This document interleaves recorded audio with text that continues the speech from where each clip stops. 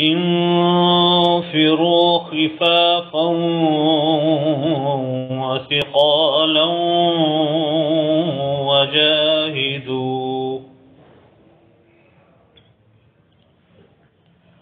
وجاهدوا بأموالكم وأنفسكم في سبيل الله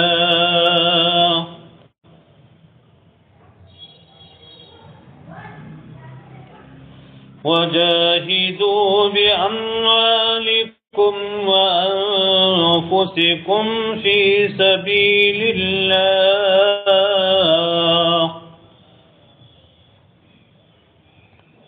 ذلكم خير لكم إن كنتم تعلمون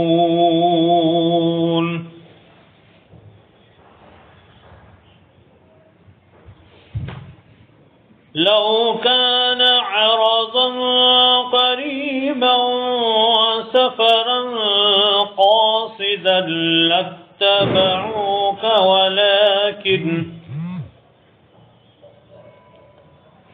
ولكن بعدت عليهم الشقة وسيحلفون بالله لو استطعنا لخرجنا معكم يهلكون أنفسهم والله يعلم إنهم لكاذبون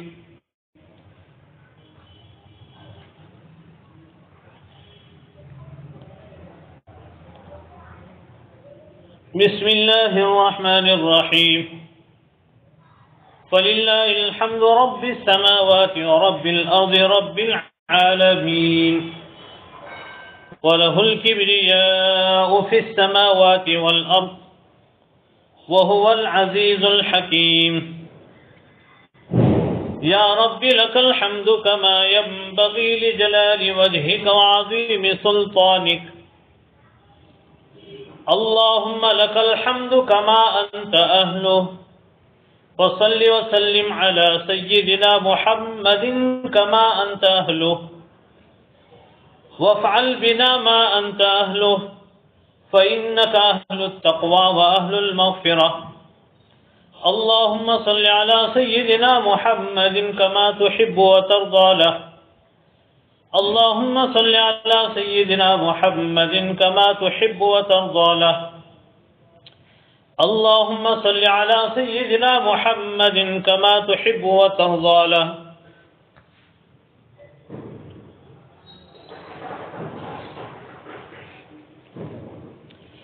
اللهم صل على محمد عبدك ورسولك وصل على المؤمنين والمؤمنات والمسلمين والمسلمات اللهم صل على محمد عبدك ورسولك وصل على المؤمنين والمؤمنات والمسلمين والمسلمات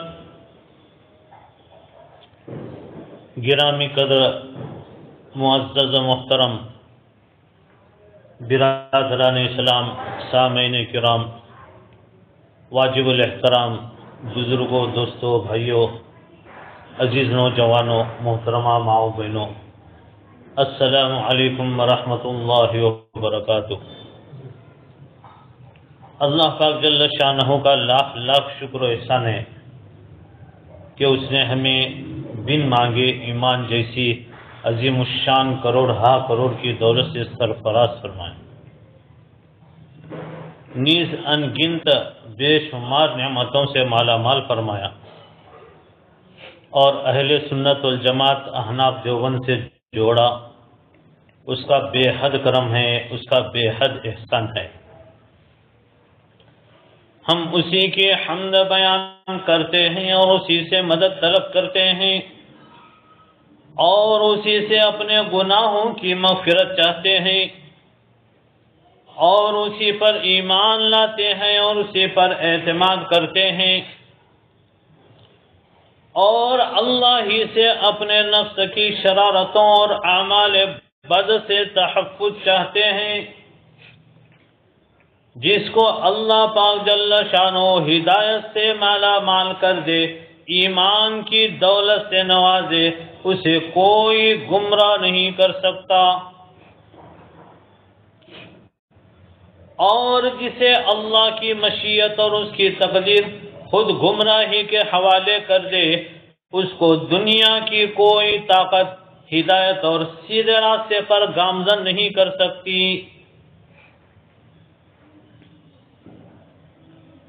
ہم گواہی دیتے ہیں اس بات پر کہ وہ خدائے قدوس یکتا ہے، اس کا کوئی شریک نہیں، سہیم نہیں، ساتھی نہیں، ساجی نہیں، اس کا کوئی پارٹنر نہیں، اس کی مثال نہیں، اس کا مثل نہیں، لا مثل لہ ولا مثال لہ، اس کی ضد نہیں، اس کی ند نہیں، لم یلد ولم یولد ولم یکن لہ کفوا احد، نہ اس سے کوئی پیدا ہوا اور نہ وہ کسی سے پیدا ہوا اور نہ اس کے برابر کا کوئی ہے، وہ ہمیشہ سے ہے، ہمیشہ رہے گا۔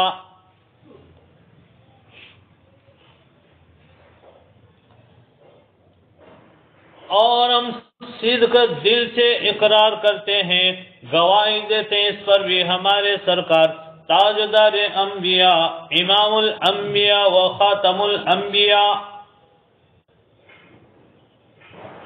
مدینے والے آقا جناب محمد رسول اللہ صلی اللہ علیہ وسلم اللہ کے سچے اور آخری رسول ہیں۔ جو کوئی نبوت کا دعویٰ کرے گا وہ کافر، زندیق اور مرتد ہے، بددین ہے۔ درود و سلام کی باران رحمت اور برسات و آپ پر، لاکھوں کروڑوں سلام و آپ صلی اللہ علیہ وسلم کی رحمت پر۔ اب قیامت تک کوئی نیا نبی نہیں آئے گا صلی اللہ علیہ وسلم۔ گرامی قدر سامعین محترم، ہماری یہ دینی تعلیم کی مجلس ہے، گویا یہ ہمارا گھریلو اجتماع ہے جو ہر جمعرات کو بعد عشاء الحمدللہ ایک سال سے زائد کا عرصہ ہوا بلا ناغہ جاری ہے۔ آپ سب کی دعائیں ہیں، یہ عاجز بندہ اللہ پاک جل شانہ کے 99 بابرکت نام پڑھ کر دعا کرتا ہے۔ دعا سے پہلے کچھ دیر دینی تعلیم ہوتی ہے، کچھ اہم باتیں بتائی جاتی ہیں جس میں آپ کی شرکت ہوتی ہے، بڑے دھیان اور توجہ سے آپ الحمدللہ سنتے بھی رہتے ہیں۔ دراصل یہ دعائیہ مجلس ہے جو ہمارے چاہنے والوں کے بے حد اصرار پر چل رہی ہے، خاص کر کے اثنی تعلقہ minority social and welfare committee کی جانب سے جاری ہے، لہذا دعا کے سلسلے میں کچھ اہم باتیں شروع میں بتائی جاتی ہیں۔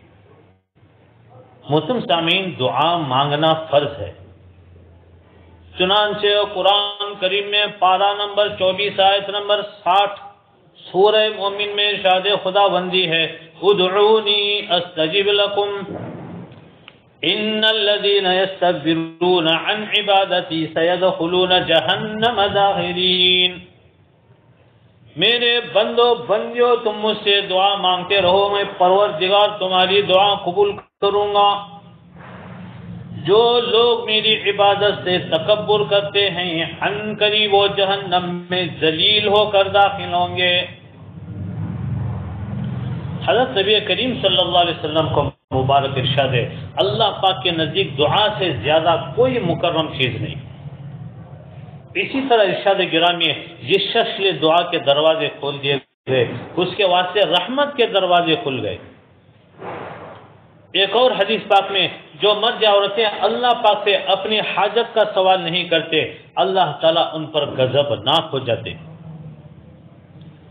اسی طرح ارشاد گرامی ہے، دعا مانگنا عبادت کا مغز، مسلمانوں کا ہتھیار اور دین کا ستون اور آسمان و زمین کا نور ہے۔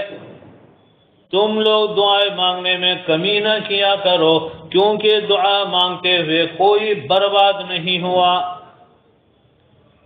محترم سامعین، دعا مانگنا نبیوں اور ولیوں کا طریقہ ہے۔ جب سے لوگ بڑوں کی عزت کم کرنے لگے تب سے لوگ اپنے دامن میں دعائیں کم اور دوائیاں زیادہ بھرنے لگے۔ ٹوٹے رشتے وہ جوڑ دیتا ہے، ٹوٹے رشتے وہ جوڑ دیتا ہے، بات رب پہ جو چھوڑ دیتا ہے، اس کے لطف و کرم کے کیا کہنے، اس کے لطف و کرم کے کیا کہنے، لاکھ مانگو کروڑ دیتا ہے۔ محترم سامعین، جتنا بڑا مجموعہ اتنی بڑی تاثیر، اتنی زیادہ محبوبیت، اتنی زیادہ مقبولیت، ایسے مجموعے پر 100% نتائج ہوتے ہیں۔ دھیان توجہ سنیں، دھیان توجہ سے بیٹھیں، اللہ کو راضی کرنے کی نیت سے بیٹھیں، سنیں۔ ہماری زندگی کی تمام مشکلات و مصائب کے لیے مشکل کشا، حاجت روا عمل و دعا ہے۔ اس لیے پیسوں کے ساتھ ساتھ دعائیں بھی کماتے رہیں، اور یہ یاد رکھیے نہ کفن کو قصہ ہے، نہ جیب ہے، نہ قبر میں الماری۔ دعائیں تو ایسی جگہوں میں بھی کام دیتی ہیں جہاں پیسے ہاتھ دے دیتے ہیں اور 7 جنا چھوڑ دیتے ہیں۔ کوئی راستہ نہیں ہے دعا کے سوا، کوئی راستہ نہیں ہے دعا کے سوا، کیونکہ کوئی سنتا نہیں ہے اللہ کے سوا۔ محترم سامعین، دنیوی باتیں، فضول باتیں بہت چلی ہیں، ہم سنتے رہتے ہیں۔ آج امت کو وہ باتیں بتلانے کی ضرورت ہے جس کی انہیں اشد ضرورت ہے۔ آج ہر چینل، ہر ورق، ہر اخبار میں اطلاع ملتی رہتی ہے۔ امت کو تو حل چاہیے۔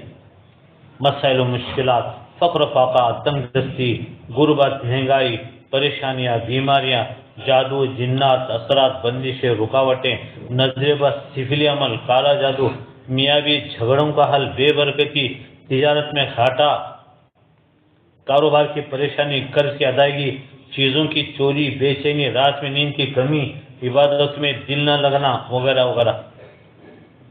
یقین جانیے اس کا حل ہے اور یقینی حل ہے، وہ صرف دیار مصطفیٰ، دربار مصطفیٰ، در مصطفیٰ و چوکھٹ مصطفیٰ یا آل رسول و اصحاب رسول سے ملے گا صلی اللہ علیہ وسلم۔ یہی آخری کوشش ہے۔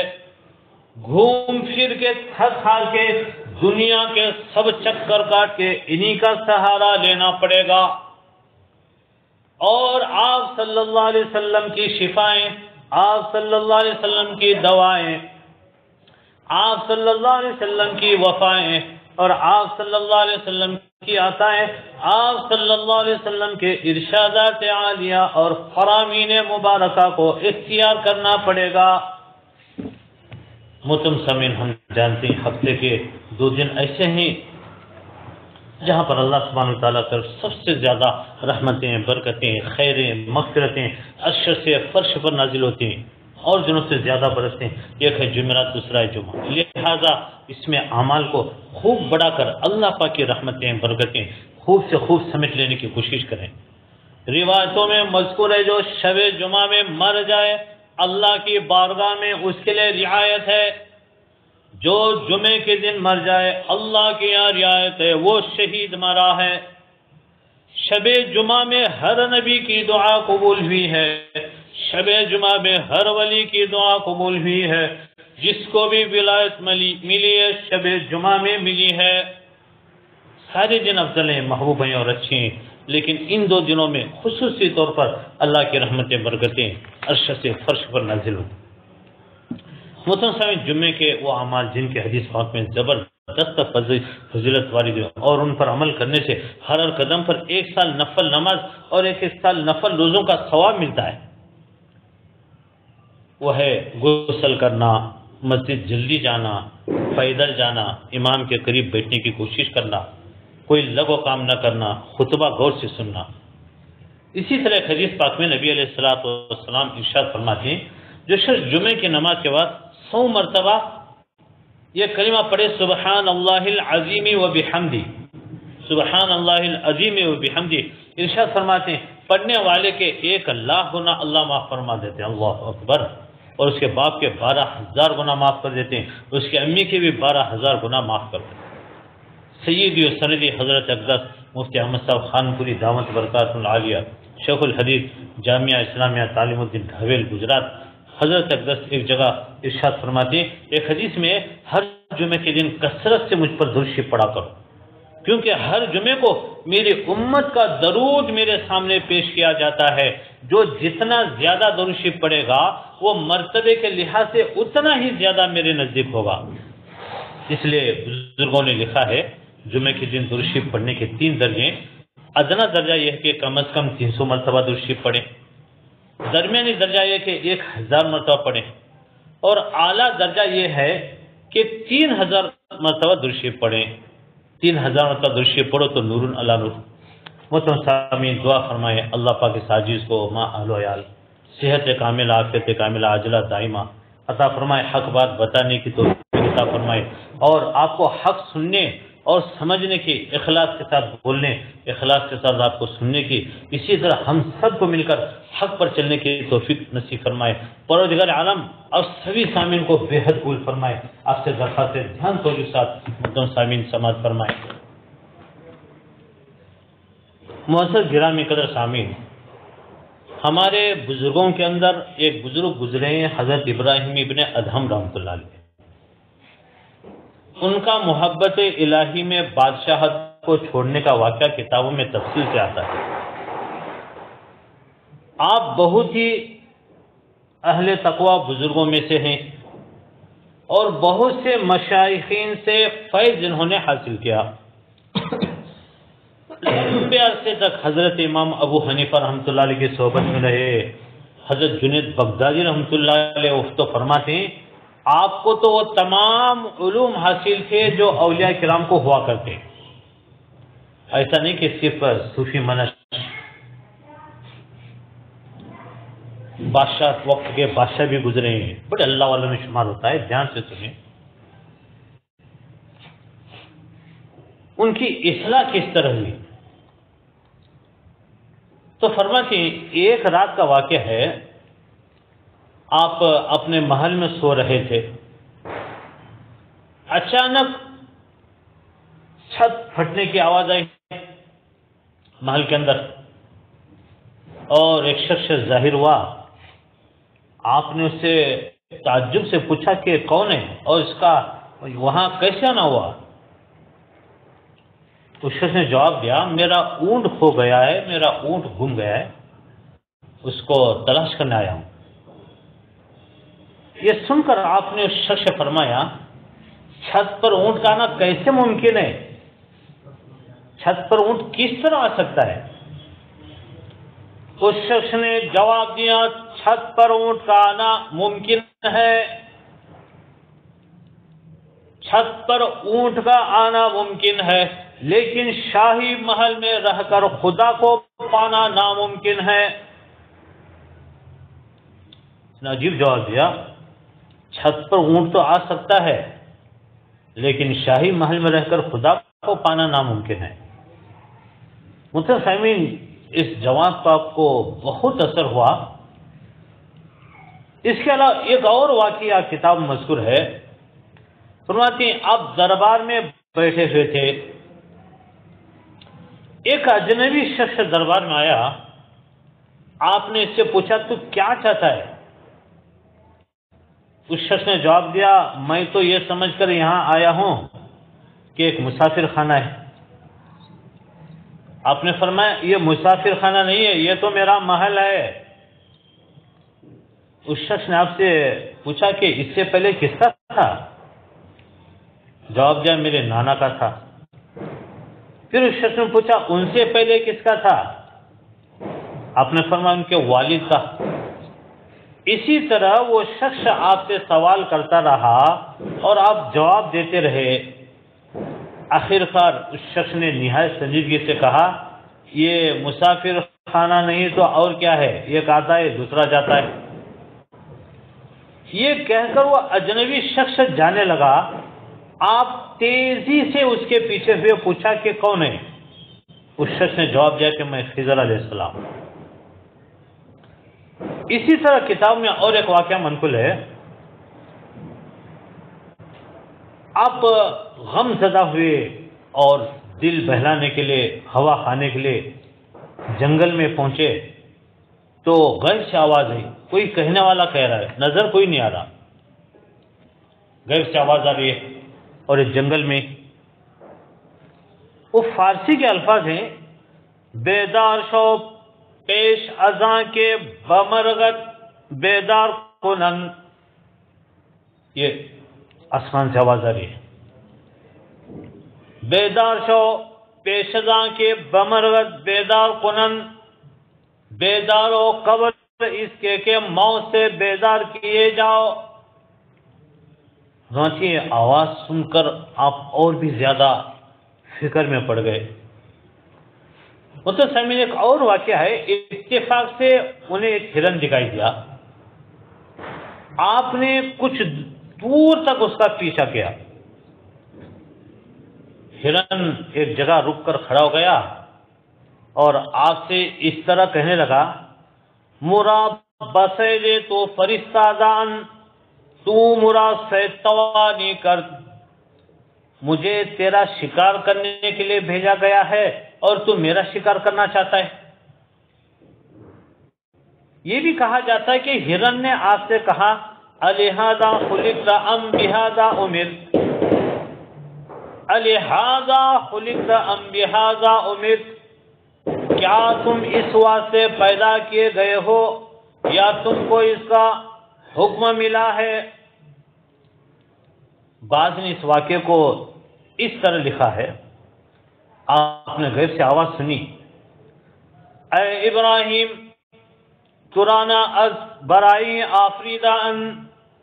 اے ابراہیم تجھ کو اس کام کے لیے پیدا نہیں کیا گیا. فرماتی یہ سن کر آپ کا حال بدل گیا. دنیا سے نفرت پیدا ہوئی، مال و جا کی محبت دل سے نکل گئی. تاج و تخت کی کوئی اہمیت ان کی نگاہ میں نہیں رہی. حکومت اور سلطنت سے بیزار ہو گئے. بادشاہت کا دور چلا ہے. اس وقت کے واقعات ہیں، دھیان سے سنیے. پھر آپ نے شاہی محل کو اللہ کی محبت میں خیر آباد کہا. جب آپ آگے چلے تو ایک چرواہے سے ملاقات ہوئی تو اس سے گدڑی مانگی. شاہی لباس اتار کر اس گدڑی کو پہنا.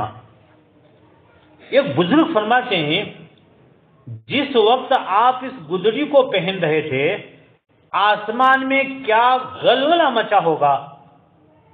آج یہ بادشاہ عشق و محبت الہی میں شاہی لباس اتار رہا ہے. اللہ اکبر.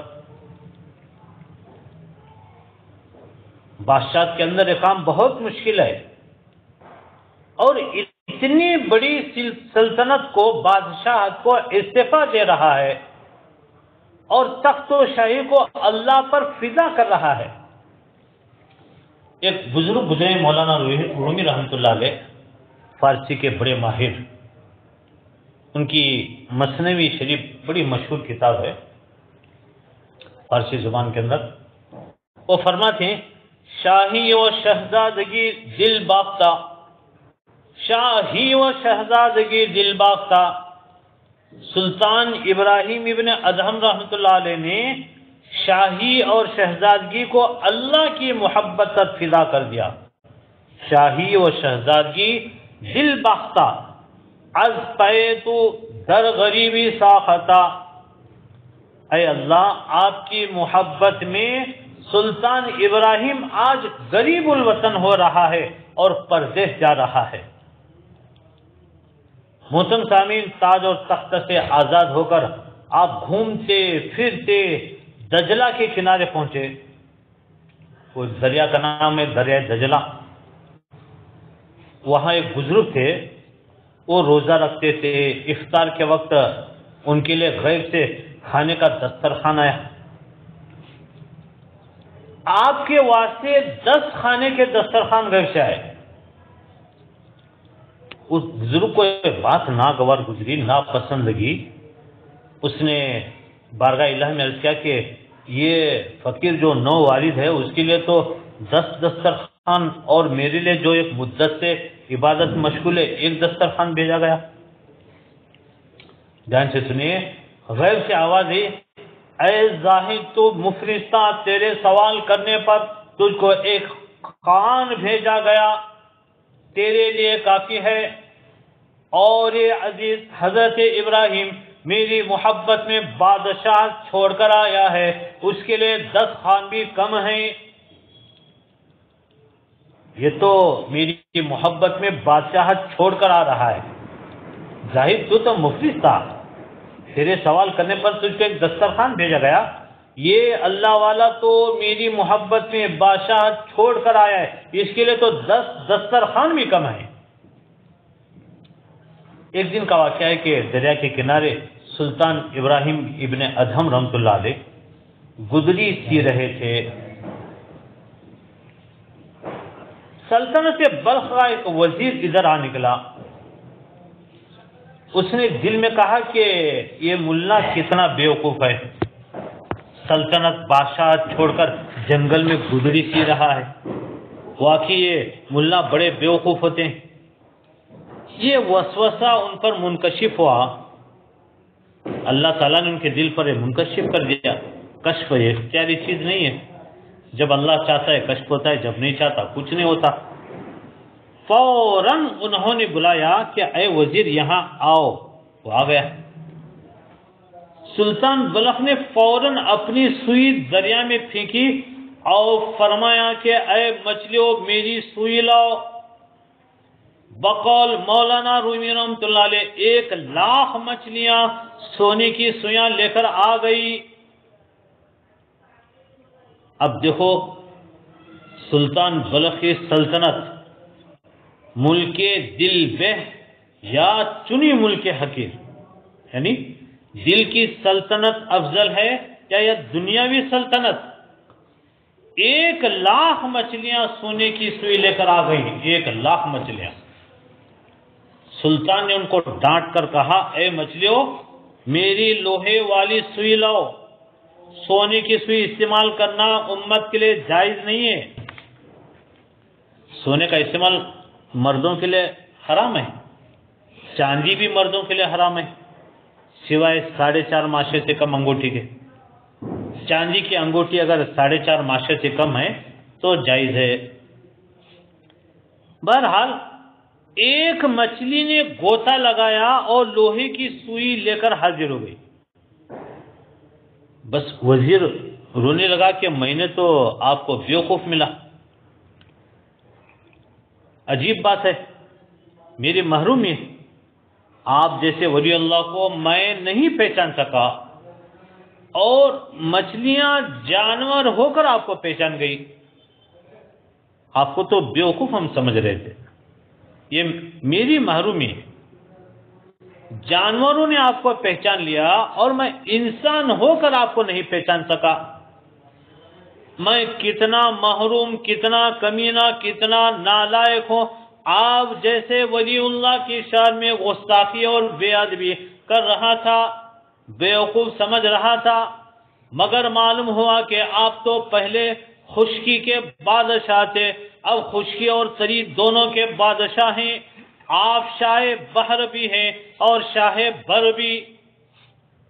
پھر اس نے کہا کہ یہ نسبت میں اللہ کی دولت مجھ کو بھی دے دیجئے۔ فرمایا اچھا 6 مہینے رہ جاؤ۔ 6 مہینے وزیر ان کی خدمت میں رہ گیا اور وہ بھی ولی اللہ بن کر واپس ہوا۔ پھر محترم سامعین آپ نیشاپور تشریف لے گئے، وہاں ایک غار میں رہنے لگے، ہر جمعرات کو غار سے باہر آتے تھے، لکڑیاں جمع کرتے، لکڑیوں کا گھٹا سر پر رکھتے، اس کو شہر میں لے جا کر فروخت کرتے اور جو قیمت آتی اس میں سے آدھا فقراء مساکین غربا کو دیتے، باقی اپنے خرچ کے لیے رکھتے اور جمعے کی نماز پڑھ کر واپس گھر میں چلے جاتے۔ آپ کے سفر حج کا بھی واقعہ مشہور ہے، فرماتے ایک مرتبہ سفر حج کے دوران آپ کو کھانا میسر نہ آیا، ابلیس نے سامنے آ کر کہا سلطنت چھوڑ کر سوائے فاقہ کشی کے اور کیا ملا؟ اس وقت آپ نے اللہ تعالیٰ سے عرض کیا دشمن کو دوست کے پیچھے کیوں لگا دیا؟ آواز آئی تمہاری جیب میں جو چیز ہے اسے پھینک دو۔ میرے پیارے تمہاری جیب میں جو چیز ہے اسے پھینک دو تاکہ تمہیں اس کا راز معلوم ہو جائے۔ چنانچہ جب آپ نے جیب میں ہاتھ ڈالا تو تھوڑی سی چاندی نکلی، وہ پھینکتے ہی وہ ختم، نکل گیا، بھاگ گیا۔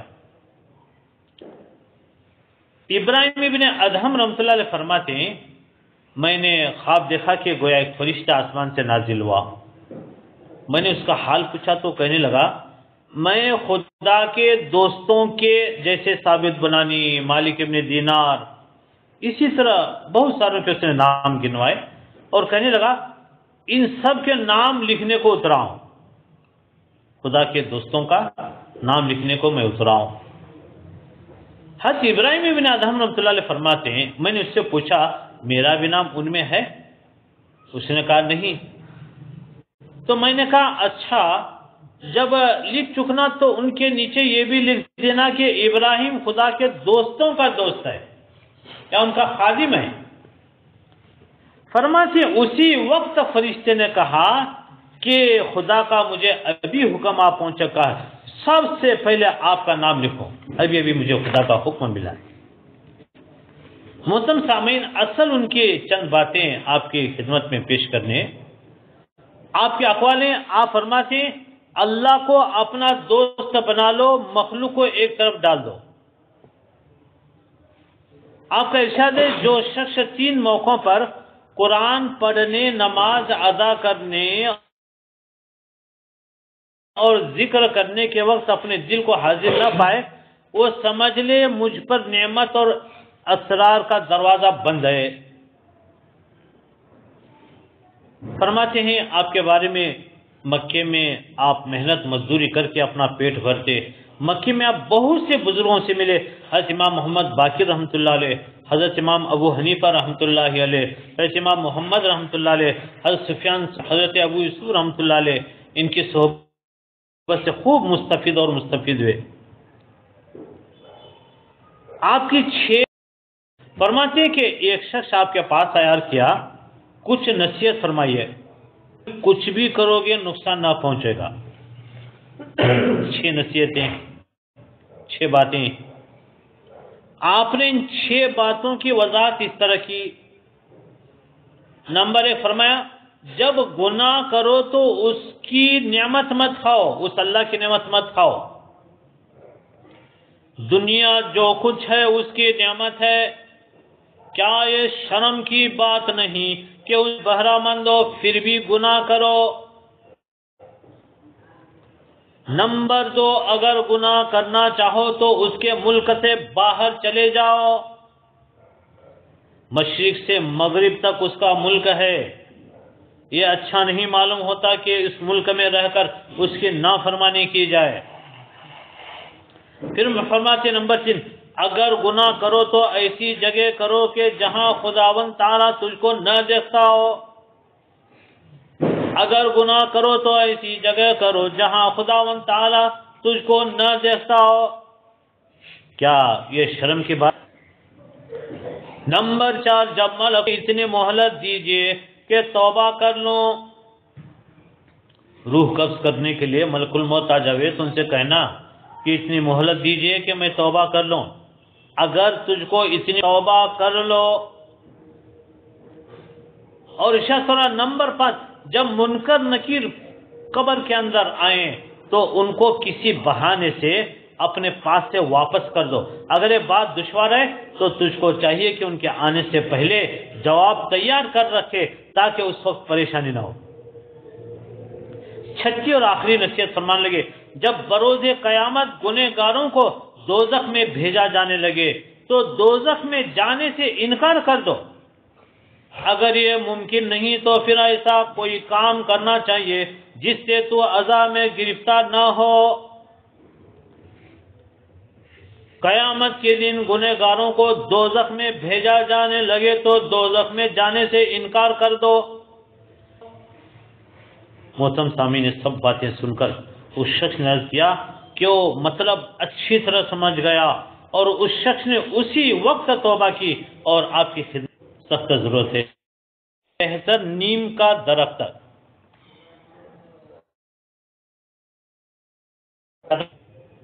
نیم کے درخت کے بے شمار فائدے، ہمارے کرا کے تھک گئے، یعنی چاروں طرف سے نیم کے درخت ہو، وہاں پر بیٹھ کر خوب لمبے لمبے سانس لیا کرو، کم سے کم 2 گھنٹے۔ انہوں نے کیا تو ان کے سانس کا مسئلہ بالکل ختم ہو گیا اور وہ تندرست ہو گئے۔ ماہرین فرماتے ہیں نیم کے درخت کی ہوا صحت کے لیے بہت مفید ہے۔ نیم کا درخت صحت کے لیے مفید، اس کے پتے صحت کے لیے مفید، اس کی ڈنڈی بھی صحت کے لیے مفید ہے۔ محترم سامعین، مسواک نیم سے بہتر کوئی نہیں ہے، زبردست ہے نیم کے درخت کی۔ حدیث پاک میں درخت پودے لگانے کی فضیلت وارد ہوئی ہے۔ جس نے کوئی درخت لگایا، جب تک پرندے اس سے کھاتے رہیں گے، فائدہ اٹھاتے رہیں گے، تو قبر میں اس کو صدقے کا ثواب ملتا رہے گا۔ کوئی اس کے سائے سے فائدہ اٹھائے گا، کوئی بیمار اس کے ہوا سے ٹھیک ہوگا، کوئی غریب، بے شمار فائدے درخت سے لگایا کریں۔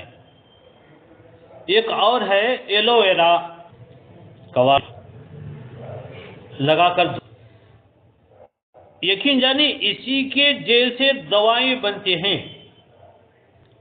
جب اللہ نے اس کو بنایا ہے، پیدا کیا ہے، تو اس کو لگاؤ۔ اب یہی کمپنی میں جائے گی، 2 چیزیں ملا کر اس میں کیمیکل ڈال کر بازار میں لائیں گے اور کئی گنا زیادہ قیمت پہ فروخت کرتے رہیں گے، جس میں سائیڈ ایفیکٹ بھی ڈائریکٹ اللہ دے رہے ہیں۔ پیدا کریں، استعمال کیجئے، گھر میں اس کا پودا لگائیے۔ آج بھی امریکہ میں بہت مہنگا ہے، ہمارے ہاں جگہ جگہ ملتا ہے، اس کی قدر نہیں۔ اس کے بے شمار فوائد ہیں، بچوں کو بھی کھلانے میں بے حد مفید ہے، یہ قدرتی چیز ہے، اس کا پودا بھی گھر میں لگائیں۔ تیسرا موسم سامعین، کدو کی بیل، یہ بھی لگائیں۔ اس سے مچھر، مکھی، کیڑے مکوڑے بری طرح بھاگ جاتے ہیں، بہت اس سے حفاظت رہتی ہے۔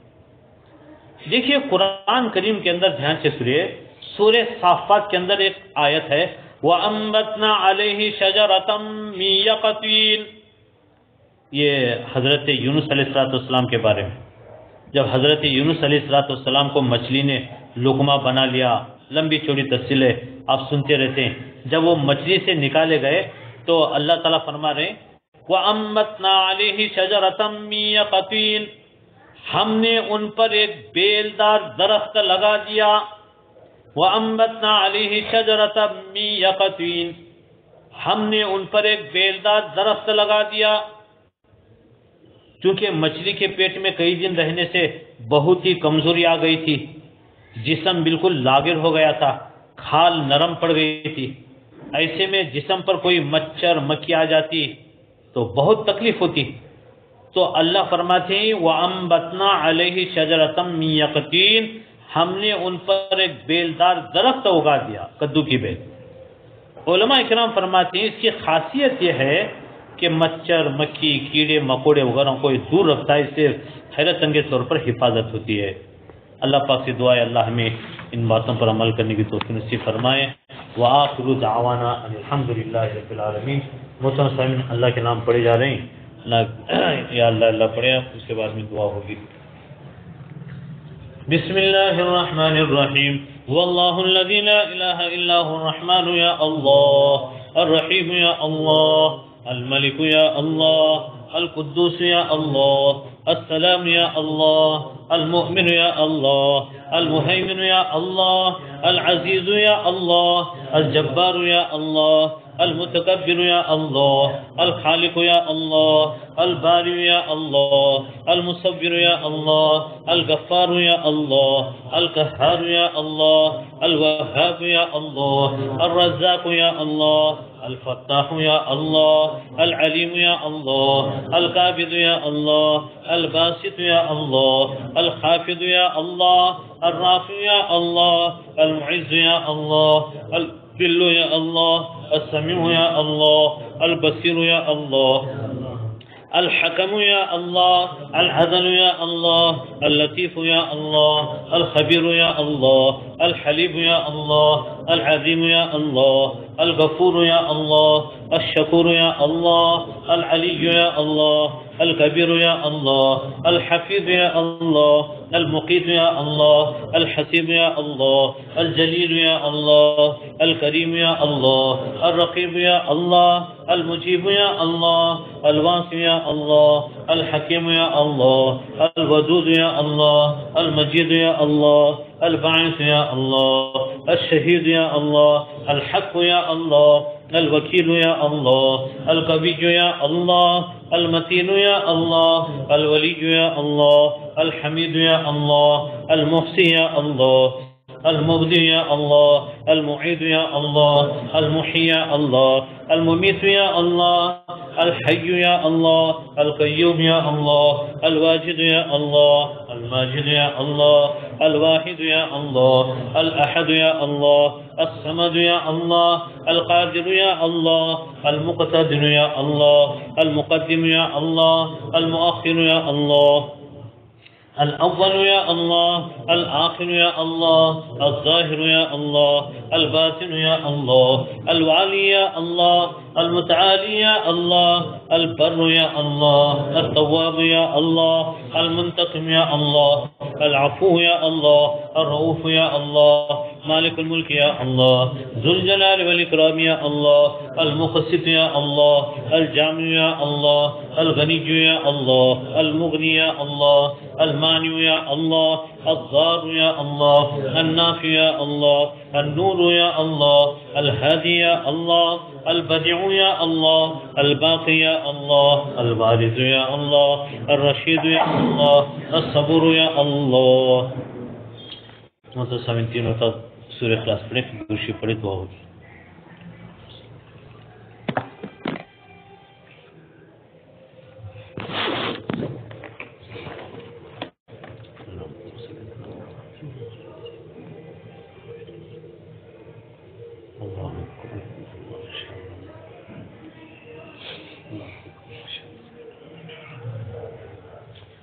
سبحانك اللهم بحمدك وتبارك اسمك وتعالى جدك ولا إله غيرك يا ربنا لك الحمد كما ينبغي لجلال وجهك وعظيم سلطانك.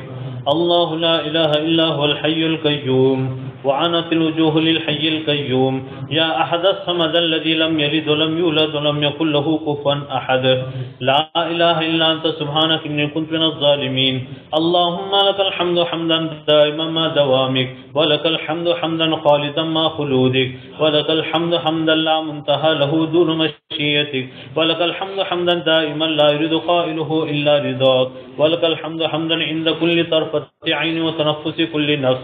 اللهم إنا نسألك بأن لك الحمد لا إله إلا أنت وحدك لا شريك لك، الحنان المنان بديع السماوات والأرض يا ذا الجلال والإكرام. اللهم لك الحمد كله ولك الشكر كله ولك الخلق كله بيدك الخير كله وإليك يرجع الأمر كله. اللهم صل على سيدنا محمد وعلى آل محمد كما صليت على إبراهيم وعلى آل إبراهيم إنك حميد مجيد. اللهم بارك على محمد وعلى آل محمد كما باركت على إبراهيم وعلى آل إبراهيم إنك حميد مجيد. اللهم مصرف القلوب صرف قلوبنا على طاعتك، يا مقلب القلوب ثبت قلوبنا على دينك. اللهم ارحمنا ولا تسلط علينا بذنوبنا من لا يخاف ولا يرحمنا. اللهم نعوذ بك من السجن والقيد والسود. اللهم نعوذ بك من جهد البلاء ودرك الشقاء وسوء القضاء وشماتة الأعداء. اللهم نعوذ بك من زوال نعمتك وتحول عافيتك وفجاءة نقمتك وجميع سخطك.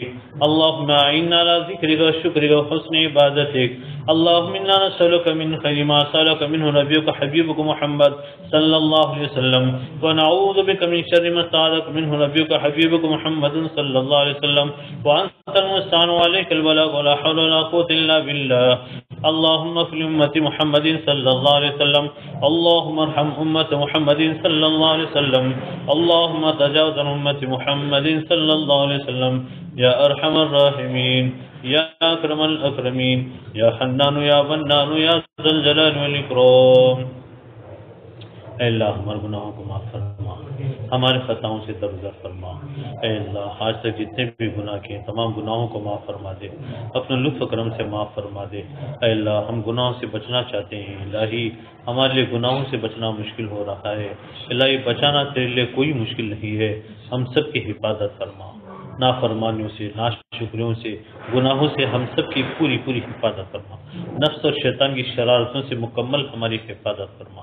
اے اللہ پوری پوری حفاظت فرما، تیرے قہر سے، غضب سے، غصے سے ہماری ساری امت کی حفاظت فرما، آنے والی مصیبتوں سے، بیماری جوڑ ہیں انہیں جوڑ نصیب فرما، جو پریشان حال ہیں ان کے پریشانوں ختم فرما دے، جو بے روزگار ہیں انہیں حلال وسیع روزگار نصیب فرما، جو بے اولاد ہیں انہیں اولاد کی دولت سے مالا مال فرما دے۔ اللہ جن کے جوان بیٹیاں گھروں میں بیٹھے ہوئے اللہ انہیں اچھے کھاتے پیتے دیندار گھرا نصیب فرما، جو جوان بغیر روزگار کے بیٹھے ہیں اللہ بغیر جوڑ کے بیٹھے انہیں جوڑ نصیب فرما، پرہیزگار جوڑ نصیب فرما، ان سب کے لیے حلال وسیع روزی نصیب فرما، آنے والے مصیبتوں پریشانوں سے ہم سب کی ساری امت کی حفاظت فرما۔ اے اللہ اسلام مسلمانوں کی حفاظت فرما، اسلام مسلمانوں کے خلاف جو سازشیں چلیں سازشوں کو ناکام فرما دے، باطل میٹنگ مشوروں میں پھوٹ ڈال دے، باطل کو آپس میں ٹکرا دے۔ اے اللہ تمام مدارس، مکاتب، خانقاہوں، مسجدوں، تبلیغی مرکزوں کی حفاظت فرما، آپس میں اتحاد و اتفاق نصیب فرما، الہی آپس کے شقاق و نفاق کو ختم فرما دے، ہمیں بڑوں کی تعظیم، چھوٹوں پر شفقت، علماء کی قدردانی کی توفیق نصیب فرما، کمزوری کو دور فرما دے۔ اے اللہ عافیت نصیب فرما، صحت مل عافیت نصیب فرما، خوشگوار زندگی نصیب فرما۔ اے اللہ والد صاحب کی حفاظت فرما، عافیت نصیب فرما۔ اے اللہ جن کے والدین اے اللہ وفات پا چکے ہیں اللہ ان کی بار بار مغفرت فرما دے، اے اللہ ان کی روحوں کو اعلیٰ علیین کے اندر پہنچا دے، ہم سب کو مرنے سے پہلے مرنے کے بعد کی تیاریاں کرنے کی توفیق نصیب فرما، نمازوں کا خصوصی اہتمام کرنے والا بنا دے، اللہ ذکر و اذکار کی توفیق نصیب فرما، تلاوت کلام اللہ کی توفیق نصیب فرما، شب جمعہ روز جمعہ کے انوار و برکات کو حاصل کرنے والا بنا دے۔ اے اللہ سستی غفلت بے پرواہی سے پوری پوری حفاظت فرما، جادوئی حملہ سے، جناتی حملہ سے، آسیبی حملوں سے، زمین آسمانی بلیات مصیبتوں سے ہمارے وطن بچوں کی، ہمارے گھروں کی، ہمارے پڑوسیوں کی، ہمارے والدین بھائی بہنوں کی، متعلقین کی سب کی حفاظت فرما، ہمارے گھروں میں خصوصی رحمتیں برکتیں نازل فرما، نزیبت جناتی ہو انسانی ہو مکمل محفوظ فرما دے، بھرپور ہماری مدد فرما۔ اے اللہ دخول خیر خروج خیر نصیب فرما، آنا آسان فرما دے، اے اللہ قبول فرما دے، دین کے آئین محنت کرنے میں بے حد قبول فرما۔ اے اللہ جنہوں نے دعا کی درخواست کی یا کرنا چاہتے تھے نہ کر سکے، جن کے حقوق و احسانات ہیں یا جو دعاؤں کے متوقع ہیں سب کے جائز مقاصد کو پورا فرما، اپنے اپنے حاجتیں اللہ پاک سے طلب کریں۔